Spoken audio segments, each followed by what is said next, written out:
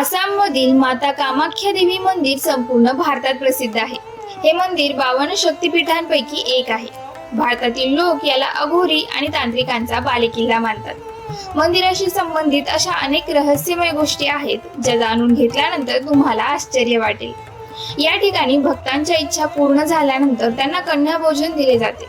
काही लोक येथे प्राण्यांचा बळी देतात। विशेष म्हणजे येथे मादी प्राण्यांचा बळी दिला जात नाही। कामाख्या देवी ही तांत्रिकांची मुख्य देवी आहे। तिला भगवान शिवाची नवी वधू म्हणून पूजा केली जाते। असे मानले जाते की येथे तांत्रिक वाईट शक्तींना अगदी सहजपणे दूर करतात। येथील संतांमध्ये एक चमत्कारिक शक्ती आहे जी ते खूप विचारपूर्वक वापरतात। हे स्थान तंत्र साधनेसाठी देखील महत्त्वाचे आहे।